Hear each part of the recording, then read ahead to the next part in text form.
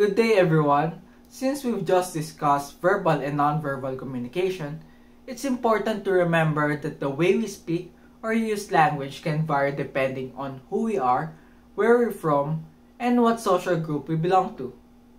This brings us to our next topic, varieties of language. A language variety simply means a version or form of a language that has developed because of social, historical, geographical, or cultural influences. It shows how language adapts to the needs of different groups, giving each community its own linguistic identity. Think of it like fashion. Just as people in one region may prefer a certain style of clothing, they may also prefer certain ways of speaking. Every part of language, from pronunciation to vocabulary, can vary. Now, Heidery and Barzan describe several types of language varieties, such as dialects, pidgins, and creoles. Dialects in particular make one group of speakers stand out from others who technically speak the same language.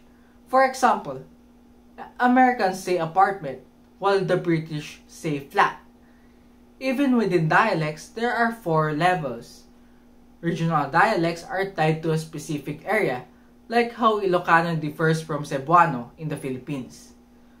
Minority dialects, also called ethnolects, are tied to ethnic groups. Social dialects or socialects are connected to class, profession, or age, like how teens might use slang such as slay or rees, while older generations don't. And finally, idiolects, which are unique to each person, much like your personal texting style or favorite expressions. At this point, let's pause and reflect. Have you ever noticed differences in the way people speak through accent, word choices, or expressions? How did that affect your impression of them? And what did it teach you about language variety? Understanding these differences is important, especially for language learners. Han reminds us that noticing how others use language helps us connect with them better. For instance, someone who says, "I'll text you later" versus "I'll ping you later" may reveal not only where they learned English, but also which social group they belong to. Now let's add some history.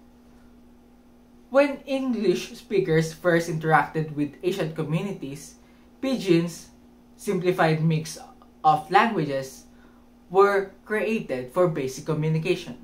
Over time, this evolved into distinct English varieties, especially in colonies like India, Singapore, and yes, the Philippines.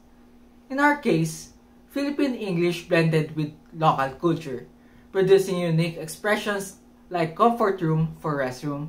To us, that sounds perfectly normal, but to Americans or Brits, it sounds unusual. So here's another question for you. Since the Philippines has a long history of colonization, how do you think Philippine English reflects these influences? In what ways do these local features represent our culture and identity? To better understand the global spread of English, linguist Branch Cashew introduced the 3 concentric circles model. Here's how it works. The inner circle includes countries where English is the native language, like the US, UK, or Australia. The outer circle includes countries where English is a second language and has an official or institutional role, such as the Philippines and India.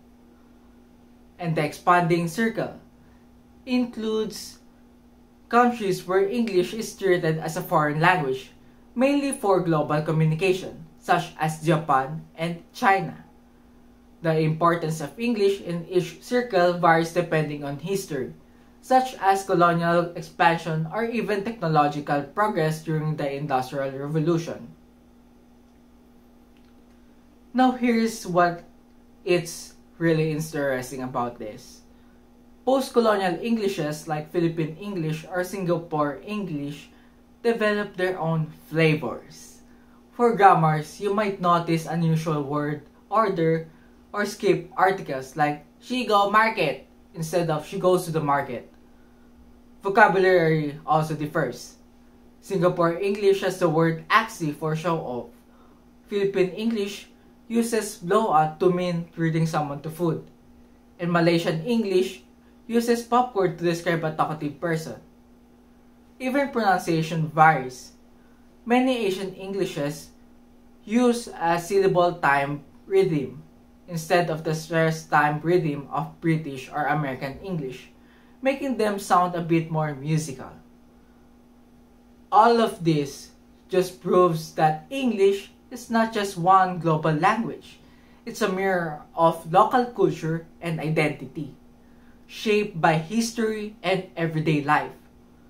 Now that we've looked at varieties of English, let's move forward to our related topic, language registers, or the levels of formality we use when communicating.